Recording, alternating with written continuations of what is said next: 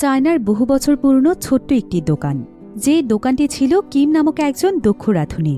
Kim মূলত crystal cake নামক অনেক স্পেশাল একটি রেসিপি তৈরি করতে পারত, যেটা স্বাদ যেন পৃথিবীর যে কোনো খাবারের স্বাদকেও হার মানিয়ে দেয়।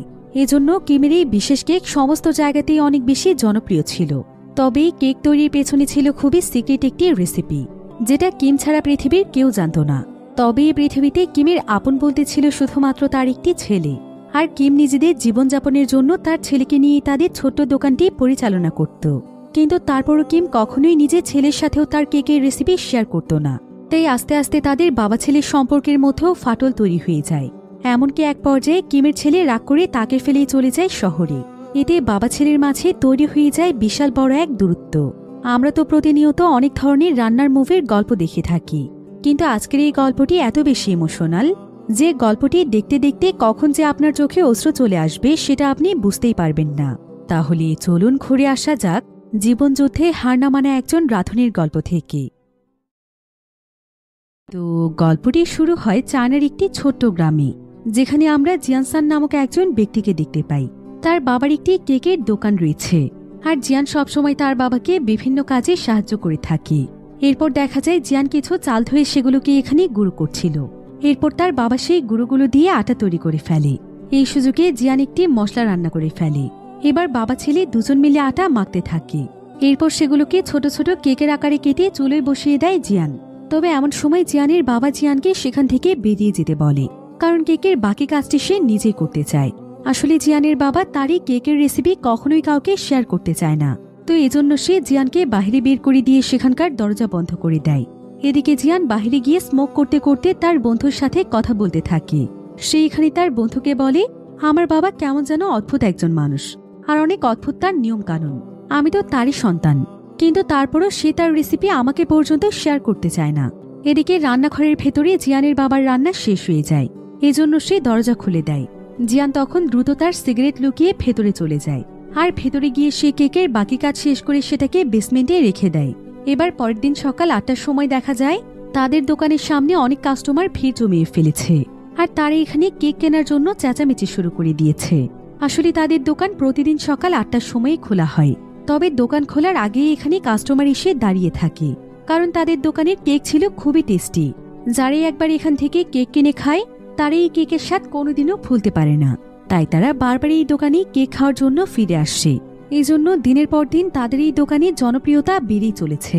আর তারা মূলত তাদের দোকানে যে কেকটি বিক্রি করছে সেই কেকটির নাম হচ্ছে ক্রিস্টাল কেক।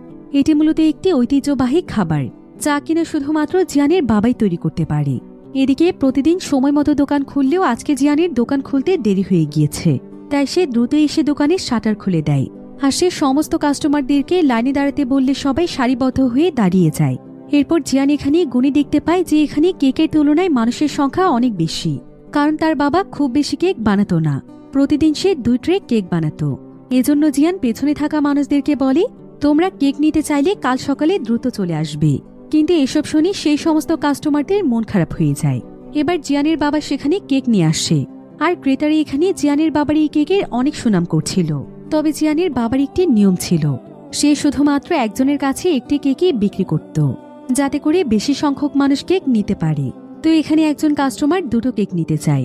সে এখানে বারবার জিয়ানের বাবার কাছে অনুরোধ করতে থাকে, কিন্তু জিয়ানের বাবা তাকে সঙ্গে সঙ্গে নিষেধ করে দেয়। তবে সেই ক্রেতা তাকে দ্বিগুণ টাকা দিতেও রাজি হয়। কিন্তু জিয়ান তখন তাকে বলে, এটা আসলে আমাদের দোকানের নিয়ম, এই নিয়ম আমরা কখনোই ভাঙব না, আর টাকার কাছে আমার বাবার আদর্শ কখনোই বিক্রি হবে না।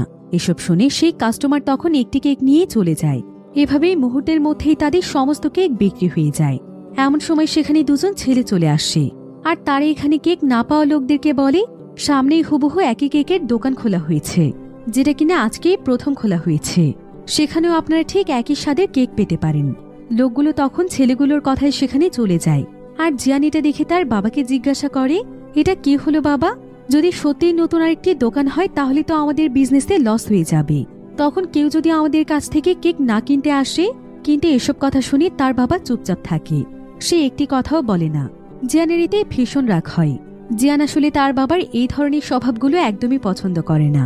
এবার পরের দৃশ্যে দেখা যায় জিয়ান তার যে বন্ধুর সাথে সেদিন মোবাইলে কথা বলছিল সে তার সেই বন্ধুকে নিয়ে সেই নতুন কেকের দোকানে চলে যায়। জিয়ান আসলে দেখতে চাইছিল দোকানটি কেমন হয়েছে আর সেখানকার কেকগুলোই বা কেমন। জিয়ান এবং তার বন্ধু সেখানে তাদের বানানো কেকও নিয়ে যায়। আর এখন তারা যে নতুন দোকানটিতে এসেছে এটা মূলত জিয়ানের বাবার চাচাতো ভাইয়ের দোকান। তো এখানে এসে জিয়ান এবং তার বন্ধু দেখতে পায় যে তারাও এখানে ঠিক জিয়ানের বাবার মতোই ক্রিস্টাল কেক বানিয়ে বিক্রি করার চেষ্টা করছে, কিন্তু তাদের কেকের মধ্যে সেই আসল স্বাদ ছিল না যেটা জিয়ানের বাবার কেকের মধ্যে রয়েছে। এখানে জিয়ানের চাচা জিয়ানকে রাগানোর জন্য বলে, তুমি নিশ্চয়ই এখানে আমার তৈরি কেকের স্বাদের বিচার করতে এসেছো তাই না? কিন্তু তুমি এই কেকের মূল্য কি বুঝবে?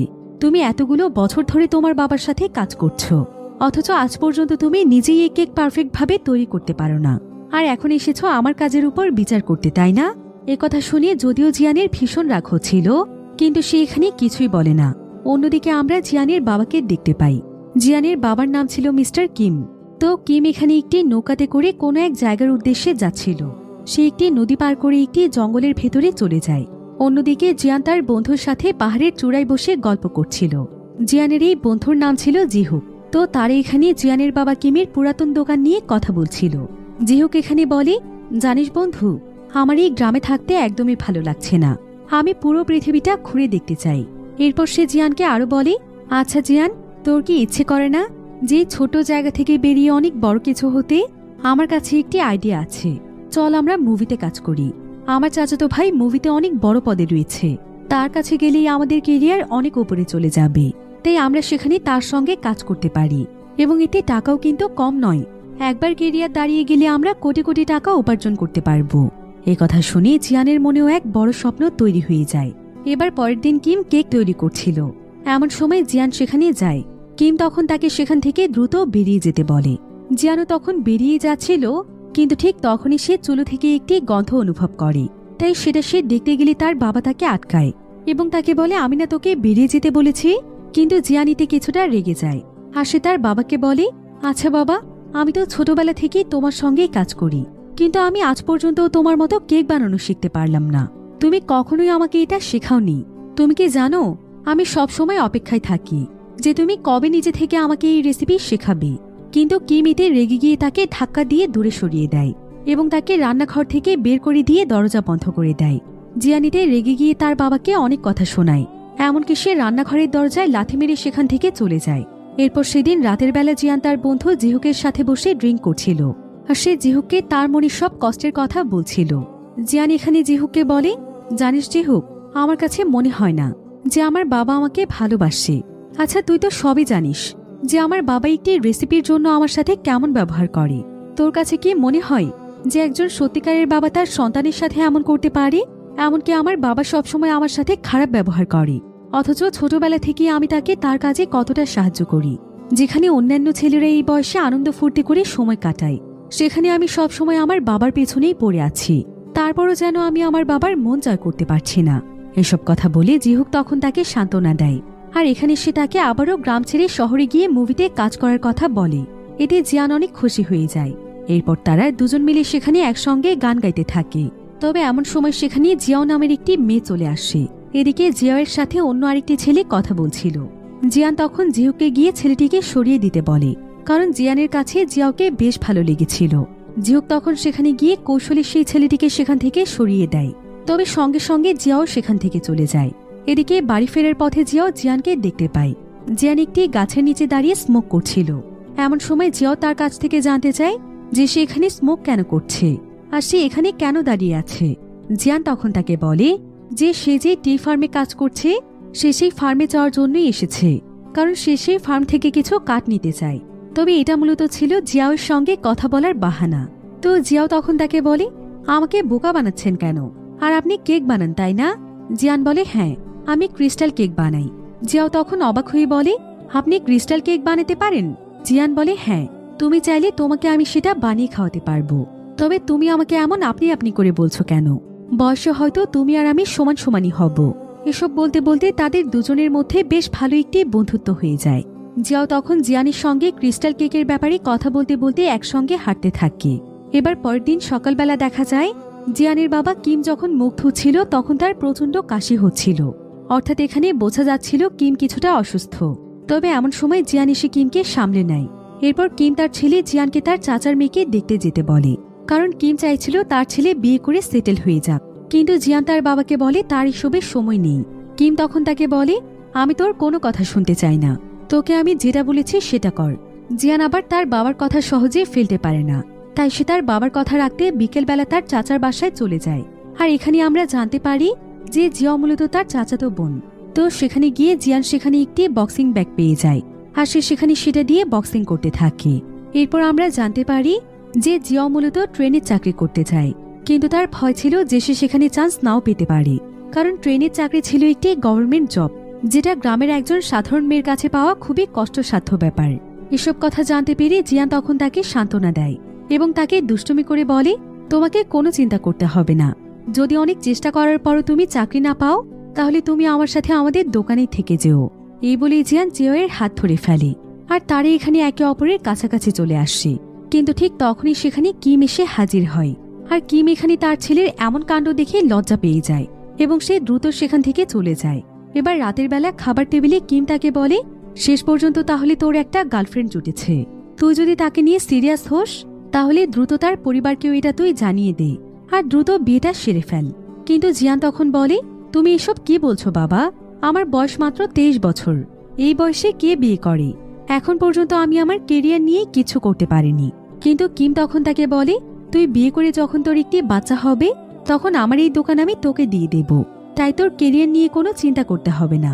জিয়ান তখন তাকে বলে, আমি তো আজ পর্যন্ত তোমার মতো কেকই বানাতে পারলাম না, তাহলে তুমি কি একবার ভেবে দেখেছ যে আমি দোকান কিভাবে সামলাবো?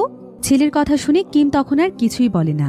এবার পরের দিন সকালবেলা জিয়া চাকরির জন্য রেলওয়ের উদ্দেশ্যে রওনা হয়, আর জিয়ান তাকে বাইকে করে নিয়ে যাচ্ছিল। তবে মাঝপথে জিয়ানের চাচাতো ভাইয়েরা তার পথ আটকে দেয়। জিয়ান তখন বাইক থামিয়ে সেখানে দাঁড়ায়। এরপর ছেলে দুটো তাদের কাছে এসে তাদেরকে বাজে কথা বলতে থাকে। তবে জিয়ান জানতে চায় তাদের কি প্রয়োজন। ছেলে দুটো তখন বলে তারা জিয়ানের সাথে কথা বলতে চায়। জিয়ানও তখন তাদের কথায় রাজি হয়ে যায়।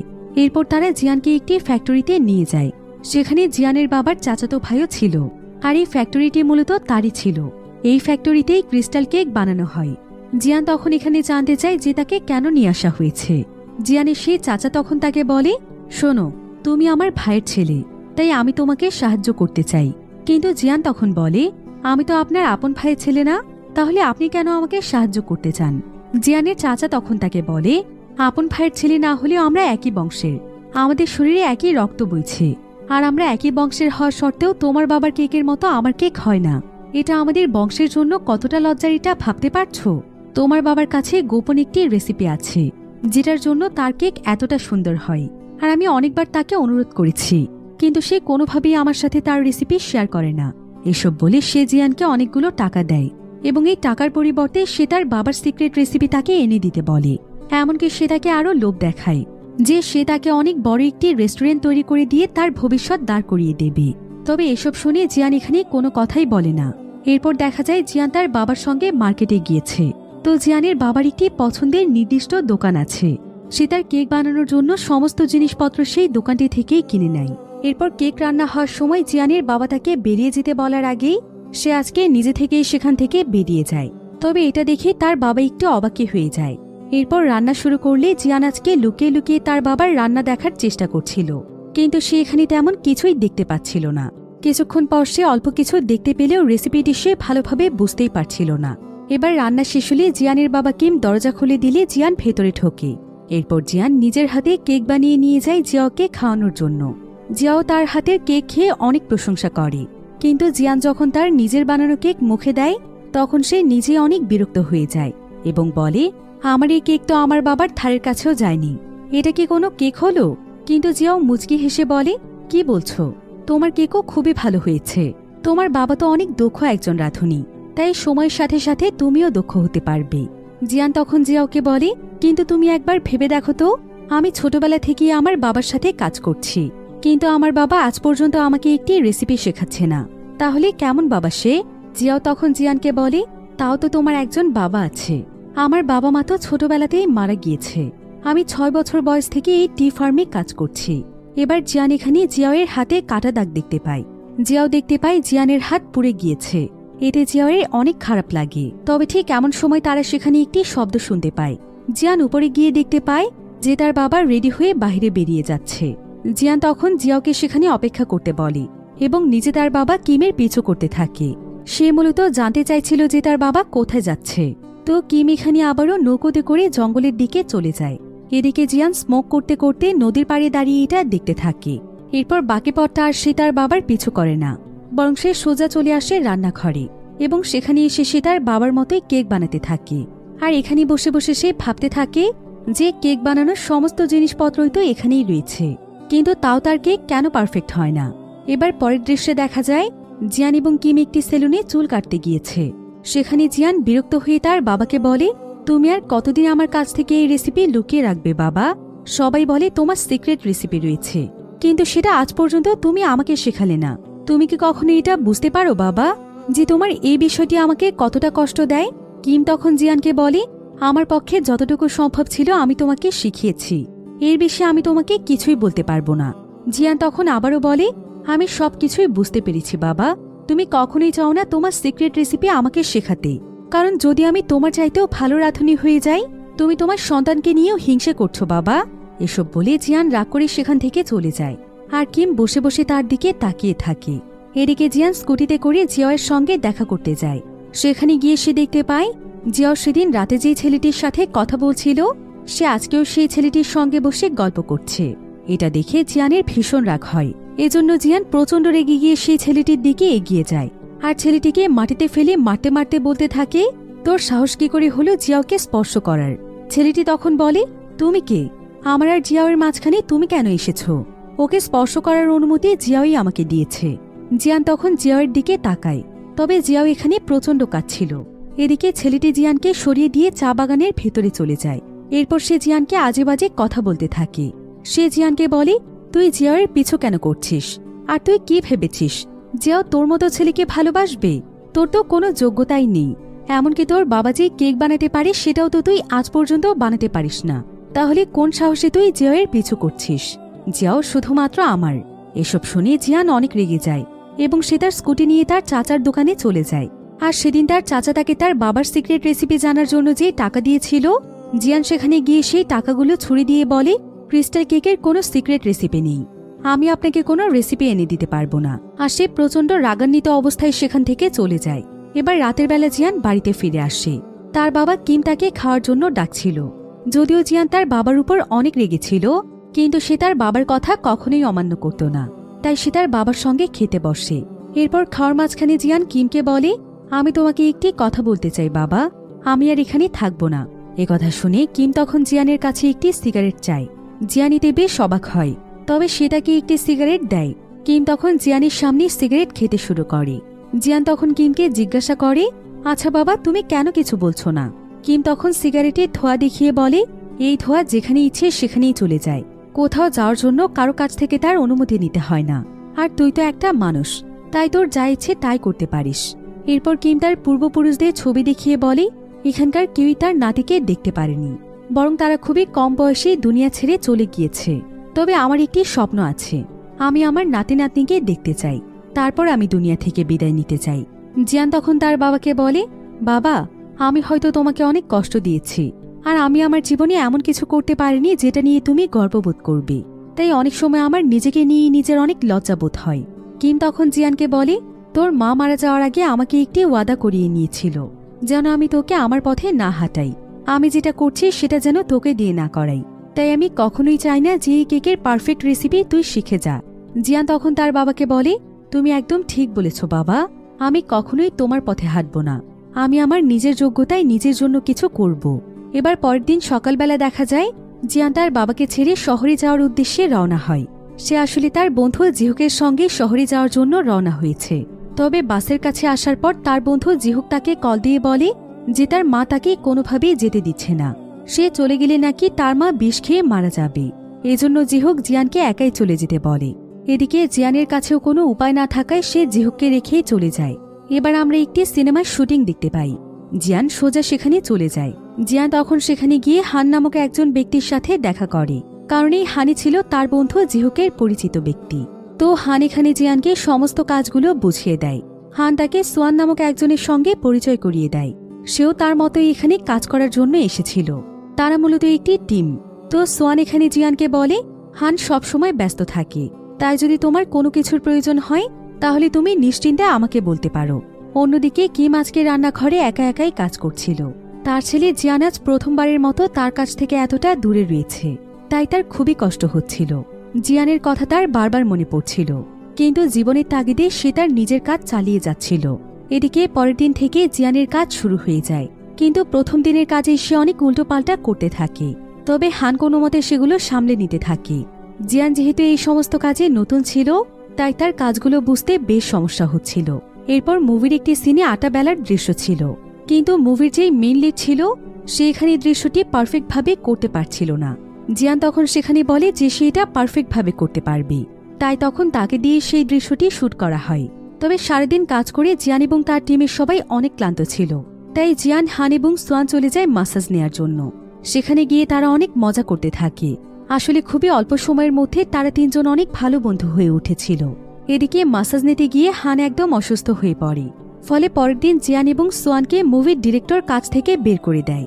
জিয়ান তাকে অনেক বোঝানোর চেষ্টা করে এবং বলে, হানকে ছাড়াও আমরা কাজ করতে পারবো, আমাদের ভেতরে সেই ট্যালেন্ট রয়েছে, আপনি একবার আমাদেরকে সুযোগ দিয়ে দেখুন। আমরা ইতোমধ্যে প্রায় 6 মাসের মতো কাজ করে ফেলেছি, কিন্তু ডিরেক্টর তখন বলে, আমরা নতুন লোক পেয়ে গিয়েছি, তাই তোমাদেরকে চাইলেও কাজে রাখতে পারবো না। এমন সময় সেখানে সেই নতুন লোক চলে আসে। সোয়ানের কাছে আর কোনো উপায় না থাকায় সোয়ান তখন জিয়ানকে সেখান থেকে চলে যেতে বলে। সেই সাথে সে তাকে আরও বলে, আমি লুয়ের টিমের সাথে কথা বলবো, যদি সেখানে কোনো কাজের ব্যবস্থা হয় তাহলে তোমাকে অবশ্যই জানাবো। এই বলে সে সেখান থেকে চলে যায়। রাতের বেলা জিয়ান একদম নিঃস্ব অবস্থায় ব্রিজের উপর দাঁড়িয়ে থাকে। তার কাছে এখন আর কোনো কাজ ছিল না ফিরে যাওয়ার মতো কোনো রাস্তা, কারণ সে অনেক আশা নিয়ে এখানে এসেছে, কিন্তু তার স্বপ্ন তো ভেঙে চুরে তছনছ হয়ে গিয়েছে। এবার একদিন জিয়ান একটি রেস্টুরেন্টে যায় খাবার খাওয়ার জন্য। সেখানে গিয়ে সে টিভিতে সেই সিনেমাটি দেখতে পায় যেটাতে সে কাজ করেছিল। তার শুট করা দৃশ্যটাও দেখতে পায় সে। এমনকি অদ্ভুতভাবে জিয়ান সেখানে জিয়াওকেও দেখতে পায়, কারণ জিয়াও মূলত সেই রেস্টুরেন্টেই কাজ করে থাকে। জিয়াও তখন তাকে দেখতে পেয়ে তার কাছে জিজ্ঞাসা করে, আচ্ছা, এইমাত্র টিভিতে যেই হাতটি দেখানো হয়েছে সেটা তোমার হাত, তাই না? তুমি না বললেও আমি কিন্তু ঠিকই চিনে ফেলেছি। জিয়ান তখন বলে, হ্যাঁ। এবার রেস্টুরেন্টের মালিক জিয়াওকে ডাক দেয়। জিয়াও জিয়ানকে অপেক্ষা করতে বলে সে তার কাজে ফিরে যায়। এরপর কাজ শেষে জিয়াও জিয়ানের কাছে আসে। জিয়ান তখন তার কাছে জানতে চায় যে সে টি ফার্মের কাজ ছেড়ে চলে এসেছে কেন। জিয়াও তখন তার কাছে ক্ষমা চায় এবং সে সেখানে প্রচণ্ড কাঁদতে থাকে। জিয়াও এখানে জিয়ানকে জানায় যে সেই ফ্যাক্টরির সেই ছেলেটি তাকে অনেক বিরক্ত করত, তাছাড়া সেখানে কাজ করতেও বেশ কষ্ট হতো, এজন্যই সে মূলত কাজটি ছেড়ে দিয়েছে। জিয়ান দেখতে পায় জিয়াওয়ের হাতের অবস্থা খুবই খারাপ, তার হাতে অনেক ক্ষতর দাগ ছিল। জিয়ানের এতে অনেক খারাপ লাগে। জিয়ান তখন জিয়াওয়ের হাত ধরে চুমু খায় এবং তার চোখ দিয়েও অশ্রু গড়িয়ে পড়ে, কারণ সেই দাগগুলো দেখে উপলব্ধি করতে পারছিল যে জিয়াও আসলে কতটা কষ্ট করে টি ফার্মে কাজ করত। এরপর দেখা যায় কিমের সঙ্গে তার চাচাতো ভাই দেখা করতে আসে। কিমের ভাই তখন তাকে একটি অফার দেয়। সে কিমকে বলে যে কিম তো এখন একা একাই কাজ করছে, তবে সে একা কেন কাজ করছে, সে চাইলে তার ফ্যাক্টরিতে এসে তার সঙ্গে কাজ করতে পারে। কিন্তু কিম এই কথায় একদমই রাজি হয় না, বরং সে তার সঙ্গে আর কোনো কথা না বাড়িয়ে সেখান থেকে চলে যায়। তো এভাবেই চলতে থাকে জিয়ান এবং জিয়ানের বাবা কিমের জীবন। এরপর দেখতে দেখতে প্রায় 1 বছর সময় পার হয়ে যায়। এখানে আমরা জিয়ানকে দেখতে পাই। জিয়ান এবং জিয়াও বিয়ে করে নিয়েছে, আর জিয়াও এখন প্রেগনেন্ট। এই খবরটি জিয়ান তার বাবা কিমকে ফোন করে জানায়। কিম এতেই প্রচণ্ড খুশি হয়ে যায়। সে খুশিতে তার পূর্বপুরুষদের ছবির সামনে গিয়ে কান্না করতে থাকে। তবে তার এই কান্নার পেছনেও রয়েছে অনেক হৃদয় বিদারক ঘটনা, যেটা আমরা সামনে জানতে পারব। তো কিম তার নাতি নাতনি আসার খুশিতে পার্টির আয়োজন করে। এদিকে জিয়ান একটি মুভি ডিরেক্টর টিমে কাজ পায়। এতে সে প্রচণ্ড খুশি হয়ে যায়। এবার একদিন যখন সে কাজে ছিল তখন সে জানতে পারে যে সে বাবা হয়েছে, তার একটি মেয়ে সন্তান হয়েছে। এটা শুনে যেন জিয়ানের খুশির কোনো সীমা থাকে না। জিয়ানের বাবা কিমুইতে যেন খুশিতে একদম আত্মহারা হয়ে যায়। সে দ্রুত তার নাতনিকে দেখতে আসে, আর পরম যত্নে সে তার নাতনিকে কোলে তুলে নিয়ে অনেক আদর করছিল। এতে যেন জিয়াওয়েরও খুশির কোনো সীমা থাকে না। এদিকে জিয়াও এখানে তার মেয়েকে বেলা বেলা বলে ডাকছিল। কিম তখন তাকে বলে, তুমি ওকে কি বলে ডাকছ? জিয়াও তখন বলে, আমি আর আপনার ছেলে ওর নাম রেখেছি বেলালু। কিন্তু কিম তখন তাকে একটি খাম দেয় এবং বলে যে ওর নাম হবে ইয়েনিয়ান। এরপর সে আবারও তার নাতনির সাথে খেলা শুরু করে দেয়। তবে জিয়াও এই বিষয়টির কিছুই বুঝতে পারে না। তবে সে তার মেয়ের নাম ইয়েনিয়ান রাখারই সিদ্ধান্ত নেয়। সে তাকে ইয়েন বলেই ডাকতে থাকে। এবার সেদিন রাতের বেলাও কিম ইয়েনের সাথে খেলা করছিল। তখন জিয়ান মাতাল অবস্থায় কাজ থেকে ফেরত চলে আসে। আর সে তার বাবাকে দেখে কিছুটা চমকে গিয়ে বলে, বাবা, তুমি কখন এসেছ? তুমি কেন আমাকে বলনি যে তুমি আসছো? আমি নিজেই তো তোমাকে এগিয়ে নিয়ে আসতাম। এরপর জিয়ান জিয়াওকে দামি একটি ওয়াইন বের করে নিয়ে আসতে বলে। কিন্তু কিম তখন জিয়ানকে বলে, তুমি এখন বাবা হয়েছ, তোমার এখন এসব থেকে দূরে থাকা উচিত। জিয়ান তখন তার বাবাকে বলে, আজকে অনেক বড় একটি মুভির কাজ শেষ হয়েছে, এটা উদযাপন করার জন্যই কলিগরা আমাকে জোর করে খাইয়ে দিয়েছে। আমি সচরাচর ড্রিঙ্ক করি না বাবা, শহরের চালচলন অনেকটাই ভিন্ন, তাই বাধ্য হয়ে অনেক কিছুই করতে হয়। এবার জিয়াও কিমের দেয়া খামটি জিয়ানকে দেখায় এবং তাকে বলে যে এটা বাবা দিয়েছে। জিয়ানের বাবা তখন তাকে বলে, সব সময় মনে রাখবে, এখন থেকে তোমাদের বাচ্চাটির নাম হচ্ছে ইয়েনিয়ান। আর খামের ভেতরে কিছু টাকা রয়েছে যেগুলো আমি তোমাদের জন্যই জমিয়েছি, কারণ শহরে থাকাটা অনেক ব্যয়বহুল। নিশ্চয়ই কোনোদিন এই টাকাগুলো তোমাদের অনেক কাজে আসবে। এবার কিছুক্ষণ পর কিম জিয়ানকে বলে, এখানে টাকা উপার্জন করাটা অনেক বেশি কঠিন, তাই তুই চাইলে আমার সাথে বাড়িতে ফিরতে পারিস। আমি তোকে আমার দোকানের সমস্ত দায়িত্ব বুঝিয়ে দিতে চাই, আর তুই চাইলে আমি তোকে এখন সবকিছুই শিখিয়ে দেব। জিয়ান তখন তাকে বলে, কেন বাবা, আগে যখন শিখতে চেয়েছি তখন তো তুমি আমাকে শেখাওনি, আর এখন আমি যা করছি তার নিজের যোগ্যতাই শিখেছি। আমি অনেক ভালো আছি বাবা। কিন্তু কিম তখন তাকে বলে, তুই আরেকটু ভালোভাবে ভেবে দেখ, তারপর সিদ্ধান্ত নিস। আমি তোকে কখনোই কোনো কিছুতে জোর করব না, কিন্তু জীবনে এমন কোনো সিদ্ধান্ত নিস না যেটার জন্য তোকে পরে আফসোস করতে হয়। এবার দেখতে দেখতে প্রায় অনেকগুলো সময় পার হয়ে যায়। এখানে দেখা যায় জিয়ানের মেয়ে ইয়েন অনেকটাই বড় হয়ে গিয়েছে, কিন্তু সে হঠাৎ করেই অনেক অসুস্থ হয়ে পড়ে। তার শরীরে প্রচণ্ড পরিমাণে জ্বর চলে আসে। জিয়াও এতে অনেক দুশ্চিন্তায় পড়ে যায়। জিয়া অনেক চেষ্টা করেও কোনোভাবেই তার জ্বর কমাতে পারছিল না। তখন সে জিয়ানকে ফোন দিলে জিয়ান তার ফোন রিসিভ করে না। তাই জিয়াও কোনো উপায় না পেয়ে সে নিজেই তার মেয়েকে নিয়ে হসপিটালে চলে যায়। এমনকি তার পায়ের কিছু অংশে ইনফেকশন হয়ে গিয়েছে, আর এই ইনফেকশন না কমলে তাকে অপারেশন করতে হতে পারে। এবার রাতের বেলায় জিয়ান তার মেয়ের এমন অবস্থা দেখে অনেক কষ্ট পায়। তাছাড়া এখন ইয়েনের জন্য যে চিকিৎসার প্রয়োজন ছিল, সেই চিকিৎসা ছিল অনেক বেশি ব্যয়বহুল, যেটার সামর্থ্য জিয়ানদের ছিল না। জিয়ান তখন বলে, আমি যেই মুভিতে কাজ করছি এটার কাজ শেষ হলে আমি অনেক টাকা পেয়ে যাব, সেই টাকা পেলে আমি আমার মেয়ের সবচাইতে ভালো চিকিৎসা করাবো। জিয়াও তখন বলে, তুমি টাকা পাবে ঠিক আছে, কিন্তু রোগ তো আর সেই সময় পর্যন্ত বসে থাকবে না, তাই আমাদেরকে যা করার দ্রুত করতে হবে। অন্যদিকে আমরা কিমকে দেখতে পাই। সে অনেক একাকিত্বের সাথে তার জীবন কাটাচ্ছিল। সে খাবার টেবিলে বসে জিয়ান এবং তার পুরো পরিবারের ছবি দেখছিল, অর্থাৎ সে সবসময় তাদের সবাইকে অনেক মিস করত। এবার পরের দিন সকালবেলা জিয়ানের বাবা প্রতিদিনের মতো দোকান খোলে, কিন্তু সবচাইতে অদ্ভুত ব্যাপার হচ্ছে আজকে তার দোকান থেকে একজন কাস্টমার শুধুমাত্র একটি কেক নয়, বরং দুটো করে কেক কিনতে পারবে, যেটা এই দোকানে প্রথমবার ঘটতে চলেছে। এতে সমস্ত কাস্টমাররা অনেক খুশি হয়ে যায়, আর তারা দ্রুত দুটো করে কেক কিনে নিয়ে চলে যায়। ফলে মুহূর্তের মধ্যেই সমস্ত কেক বিক্রি হয়ে যায়। এরপর সে আরও অনেক বেশি কেক বানাতে থাকে। অর্থাৎ আগে যেখানে সে অল্প কিছু কাজ করত, এখন সে প্রায় সারাদিনই কেক বানানোর পেছনে তার সময় ব্যয় করে। এরপর পরদিন কিম তার সমস্ত কাস্টমারদেরকে বলে যে এখন থেকে তারা যত ইচ্ছে তত কেক নিতে পারবে। কাস্টমাররা এটা শুনে দোকানে যেন একদম হুমড়ি খেয়ে পড়ে যায়। এবার রাতের বেলা কিমের কাছে একটি ফোন আসে। ফোন ধরলে ওপাশ থেকে জিয়াও তাকে জানায় যে ইয়েনের অপারেশন সম্পূর্ণ হয়েছে। এরপর দেখতে দেখতে আরও অনেকদিন সময় পার হয়ে যায়। অনেকদিন পর জিয়ান কাজ থেকে তার বাড়িতে ফিরে আসে। ইয়েনিতে তার বাবাকে পেয়ে অনেক খুশি হয়ে যায়, কারণ জিয়ান এতদিন কাজের জন্য তাদের কাছ থেকে অনেক দূরে ছিল। এরপর জিয়ান তার মেয়েকে রেখে ফ্রেশ হতে চলে যায়। জিয়ান তার ব্যাগ থেকে কাপড় বের করতে থাকে। পুরাতন কাপড় বের করে আলমারি থেকে সে নতুন কাপড় ব্যাগে ভরে নেয়। এটা দেখে জিয়াও তখন তার কাছে জানতে চায়, তুমি মাত্র কাজ থেকে আসলে, তাহলে তুমি আবার ব্যাগ কেন গোছাচ্ছ?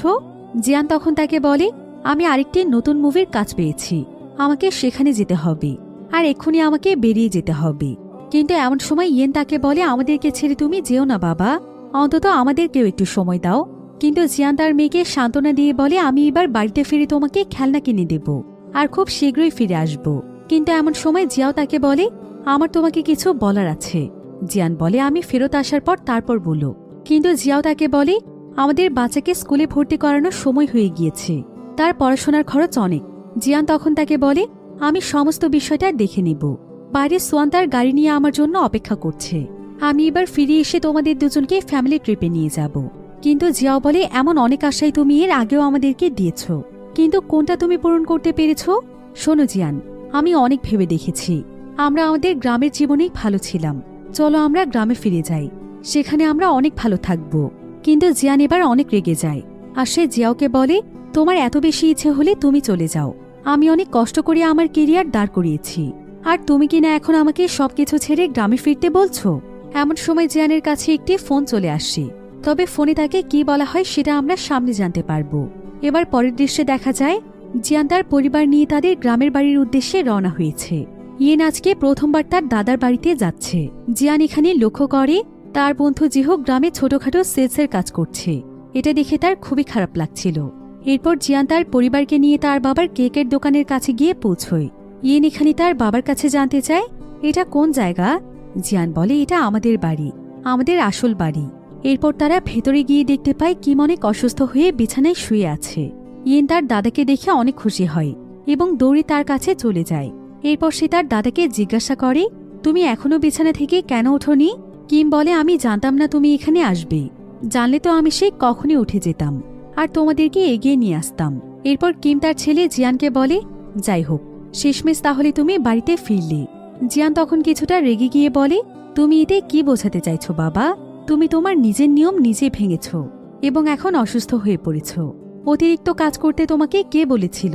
কিম তখন তাকে বলে, যতক্ষণ আমি আমার ইয়েনকে দেখতে পাবো ততক্ষণ আমি সুস্থই থাকব, আমাকে নিয়ে তোকে বেশি ভাবতে হবে না। এবার পরের দিন সকালবেলা জিয়ান এবং জিয়াও দেখতে পায় তাদের মেয়ে তার দাদার সাথে খেলা করছে।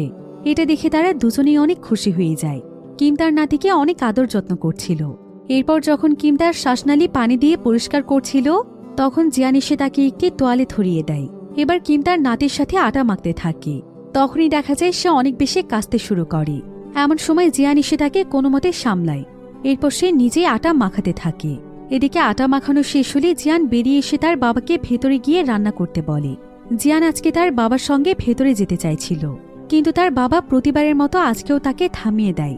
জিয়ানকে বাইরে রেখে সে একাই ভেতরে ঢুকে যায়। এরপর কিম ঠিক আগের মতোই দরজা জানালা লাগিয়ে রান্না শুরু করে দেয়। জিয়ান রান্নাঘরের সামনেই দাঁড়িয়ে থাকে আর জিয়াও এই বিষয়টি লক্ষ্য করছিল। এভাবেই আরও বেশ কিছুদিন সময় পার হয়ে যায়। এবার দেখা যায় জিয়ানের বাবা কিম মারা গিয়েছে আর তাকে তার শেষ কার্যের জন্য নিয়ে যাওয়া হচ্ছে। সেখানে কিমের চাচাতো ভাই, তার ছেলেরা জিয়ান, জিয়াও, তাদের মেয়েসহ আরও অনেকেই শেষ কার্যের জন্য যাচ্ছে। কিম যেই দোকান থেকে কেক বানানোর জন্য জিনিসপত্র কিনত সেই দোকানদারও এখানে বসে কিমের জন্য কাঁদছিল, কারণ কিম আসলে অসম্ভব রকমের ভালো মানুষ ছিল। এমন সময় একজন কাস্টমার দোকানের সামনে আসে এবং মন খারাপ করে চলে যায়। এই কাস্টমার প্রতিদিন সবার আগে এসে কেক কিনত। এবার রাতের বেলায় জিয়ান তার বাবার ছবির পাশে বসে সিগারেট খাচ্ছিল। এতে বোঝা যাচ্ছিল যে জিয়ানের মন খুবই খারাপ ছিল। এবার পরের দিন সকালে জিয়ান রেজিস্ট্রি অফিসে যায়। সেখানে তার বাবার চাচাতো ভাই আর তার ছেলেরাও ছিল।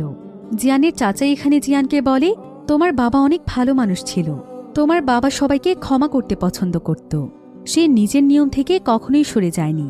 যখন থেকে তুমি হলে তারপর সে সেই 2 ট্রের বেশি কেক বানাতো না। আমাদের পূর্বপুরুষদের কেউই তার নাতি নাতনি দেখতে পারেনি। তোমার বাবার খুব ইচ্ছে ছিল তার নাতি নাতনি দেখার, সেই ইচ্ছে তার পূরণ হয়েছে। এজন্য হয়তো সে শান্তিতেই মারা গিয়েছে। এরপর সে তাদের বংশের খাতায় ইয়েনের নাম দেখতে পায়। এটা দেখে জিয়ানের চাচা অনেক অবাক হয়ে যায় এবং বলে যে এই খাতায় তো কোনো মেয়ের নাম থাকতে পারে না। এখন পর্যন্ত বংশের খাতায় এই প্রথম কোনো মেয়ের নাম উঠেছে। জিয়ানও এখানে তার মেয়ের নাম দেখতে পেয়ে অনেক অবাক হয়ে যায়। সেখানে ইয়েনের নাম ছিল একটি বইয়ের অংশ কেটে লাগানো অবস্থায়। তো জিয়ান তখন সেই বইটি নিয়ে বাড়িতে চলে যায়। সেখানে গিয়ে সে তার বাবার টেবিলে ড্রয়ার খুঁজতে থাকে। এরপর সে সেখানে তার বাবার সেই সিক্রেট রেসিপি একটি কাগজের মধ্যে লেখা দেখতে পায়। সেখানে আবার একটি অংশ কাটা ছিল, সেই অংশটাতেই তার মেয়ের নাম লেখা ছিল, যেটা মূলত তাদের বংশের খাতায় লাগানো হয়েছে। জিয়ান তখন সেই সবকিছু মিলিয়ে দেখে আর সবকিছু জানতে পেরে সে একদম স্তব্ধ হয়ে যায়। আর এখানে আমরা পুরো ঘটনাটিকে বুঝতে পারি। জিয়ান এখানে তার বাবার লেখা প্রায় 3টি ডায়েরি খুঁজে পায়। সে তখন ডায়েরিতে থাকা লেখাগুলো পড়তে শুরু করে।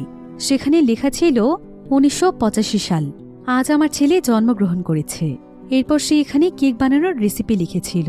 সে এখানে লিখেছে, কেক বানাতে সবচেয়ে গুরুত্বপূর্ণ জিনিস হলো ইয়েনিয়ান কাঠের ধোঁয়া। এটার ধোঁয়ার জন্যই কেক এতটা সুস্বাদু হয়। আমি প্রতিদিন রান্না করার সময় চুলোর কাছে বসে এই ধোঁয়া নিজেই ভেতরে দিই। এটা আমার কাছে অনেকটাই নেশার মতো হয়ে গিয়েছে।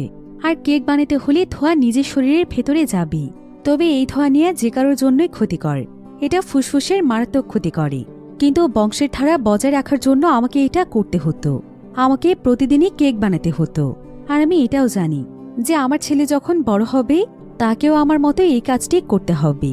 সেও আমার মতো এই ধোয়া গ্রহণ করে দ্রুত মারা যাবে, ঠিক যেভাবে আমাদের পূর্বপুরুষরা মারা গিয়েছিল। আর এখানে আমরা বুঝতে পারি যে মূলত এ কারণে কিম আসলে তার নাতি নাতনির মুখ দেখে মরতে চাইছিল। আর সে প্রতিদিন শুধুমাত্র 2 ট্রে কেক এ কারণেই বানাত, যাতে করে সে একটু বেশি দিন বাঁচতে পারে। ডায়েরিতে কিম আরও লিখেছিল, আমি আমার নাতি নাতনিদের দেখতে চাই। আমি অনেকদিন বেঁচে থাকার জন্য একটি কঠিন সিদ্ধান্ত নিই, যার জন্য আমি প্রতিদিন কম কেক বানাতে থাকি। এতে আমার শরীর কিছুটা ভালো থাকত। জিয়ান এবার বুঝতে পারে যে কেন তার বাবা প্রত্যেক ক্রেতাকে একটি করে কেক দিত এবং প্রতিদিন 2 ট্রে কেক বানাত। কিম তার ডায়েরিতে আরও লিখেছে, আমি এখন নতুন একটি রেসিপি খুঁজছি, যে রেসিপি আমার শরীরের কোনো ক্ষতি করবে না।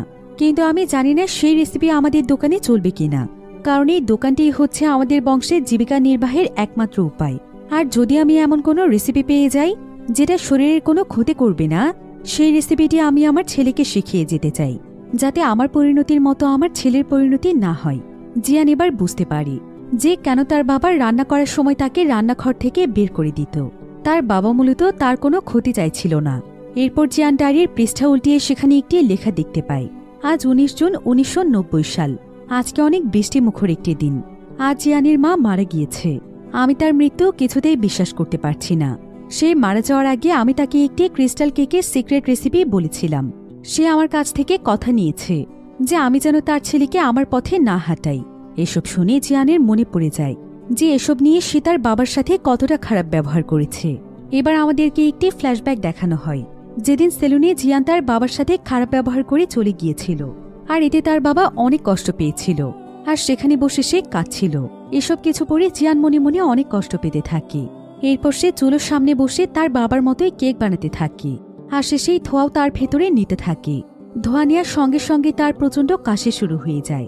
এতে তার ভেতরে যন্ত্রণা যেন আরও অনেক বেড়ে যায়। সবকিছু জানতে পেরে সে অনেক কষ্ট পায়। চুলোর সামনে বসে সে প্রচণ্ড কাঁদতে থাকে। এতদিন পর সে তার নিজের ভুল বুঝতে পেরেছে। সে বুঝতে পেরেছে যে সে বিনা কারণে তার বাবার সাথে কতটা খারাপ ব্যবহার করেছে। এমনকি সে তার বাবার সঙ্গে রাগ করে তাকে একা ফেলে শহরে চলে গিয়েছে। এরপর এসব কিছু মনে করে সবকিছুর জন্য সে তার বাবাকে মন থেকে ধন্যবাদ জানায়। আর সে বুঝতে পারে যে তার বাবা হলো পৃথিবীর সবচাইতে শ্রেষ্ঠ একজন বাবা। এবার পরের দিন সকালবেলা সবাই দেখতে পায় জিয়ানদের দোকান খোলা। সবাই এটা দেখে বেশ অবাক হয়ে যায় এবং একে অপরকে বলতে থাকে জিয়ানের বাবা মারা যাওয়া সত্ত্বেও দোকান কেন খোলা রয়েছে। এরপর সেখানে গ্রামের সকল মানুষ চলে আসে। তখন জিয়ান হাতে কেকের ট্রে নিয়ে বের হয়। সবাই তাকে দেখে অনেক খুশি হয়ে যায়। জিয়ান তখন সবার উদ্দেশ্যে বলে, আজকে এই দোকানের শেষ দিন, কারণ আজকের পর থেকে এই দোকান আর খোলা হবে না। জিয়ানের কথা শুনে সবাই অনেক অবাক হয়ে যায়। জিয়ানের বন্ধু জিহুক সবাইকে কেক বিলিয়ে দেয়। এবার জিহুক এখানে কেক খেয়ে চিৎকার করে করে বলে, এটা তো খুবই সুস্বাদু, একদম তোর বাবার মতোই হয়েছে। জিয়ানের হাতের কেক খেয়ে আজকে সবাই অনেক প্রশংসা করছিল, কারণ আজকে তার কেকের স্বাদ ছিল একদম তার বাবার হাতের কেকের মতো। জিয়ানের চাচাও তার হাতের কেক খেয়ে অনেক খুশি হয়ে যায় এবং বলে যে জিয়ানি হচ্ছে তার বংশের আসল বংশধর। এবার পরের দৃশ্যে আমরা দেখতে পাই জিয়ান তার ফ্যামিলির সঙ্গে নৌকায় করে সেই জঙ্গলটির দিকে যাচ্ছে, যেখানে একদিন সে তার বাবাকে যেতে দেখেছিল। জিয়ানের মেয়ে ইয়েন জঙ্গলের ভেতরে ঢুকে অনেক এক্সাইটেড হয়ে যায়। সে তার বাবাকে বলে, বাবা, জঙ্গলটা তো অনেক বড় আর এটা অনেক সুন্দর, তুমি আমাকে কেন এতদিন এখানে নিয়ে আসোনি? জিয়ান তখন ইয়েনকে বলে, এই জায়গাটি অনেক সুন্দর, তাই না মা? ইয়েন বলে, হ্যাঁ। এরপর তারা সবাই মিলে সেই জায়গাটিতে পৌঁছয়, যেখানে জিয়ানের বাবা প্রায় সময় এসে বসে থাকত। তারা সেখানে অনেকগুলো ক্রিস্টাল কেক দেখতে পায়। এমনকি তারা সেখানে ইয়েনিয়ান গাছও দেখতে পায়। এই জঙ্গলটিতে এই গাছের পরিমাণ ছিল অনেক বেশি। মূলত এই গাছের কাঠ নেওয়ার জন্যই কিম প্রায় সময় এখানে আসত। এবার জিয়াও জিয়ানকে তার বাবার সেই লাঠিটি দেয়, যেটা তার বাবা ব্যবহার করত। জিয়ান লাঠিটি নিয়ে একটি স্তম্ভের উপর রেখে দেয়। এরপর জিয়ান জিয়াওকে বলে, আমি এখানেই থাকতে চাই, আমি আমাদের কেকের ঐতিহ্যকে হারিয়ে যেতে দেব না। কিন্তু জিয়াও তখন তাকে বলে, তবে এতে তো তোমার অনেক ক্ষতি হয়ে যাবে।